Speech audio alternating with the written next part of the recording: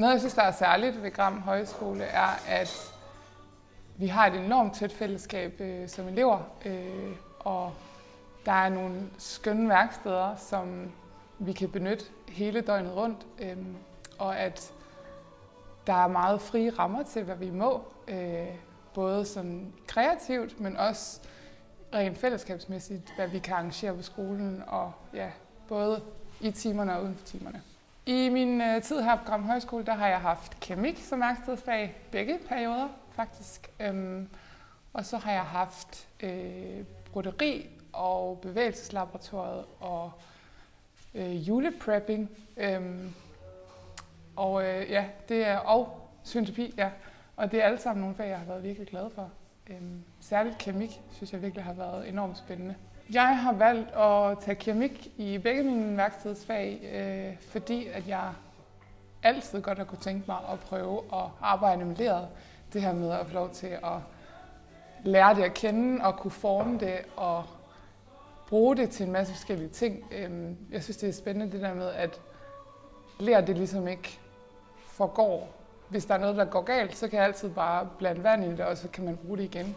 De projekter, vi har gang med lige nu i keramik, er, at vi i dag sidder vi og skal lave glasur på vores,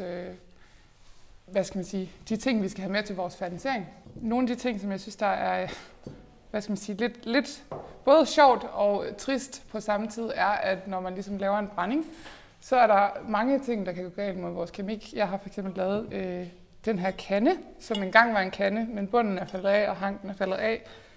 Og den her skål er der ikke nogen bund i mere.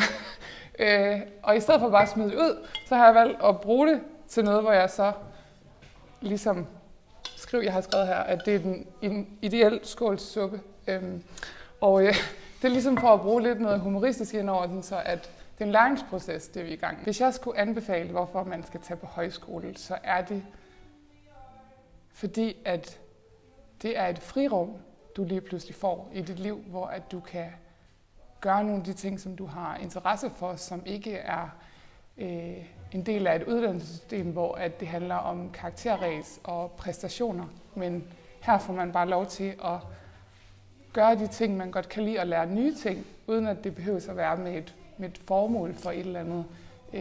Og der er et enormt fantastisk fællesskab, og meget omsorgsfuldt og kærligt sted at være. Så jeg synes virkelig, det har været en kæmpe gave for mig at tage på højskole.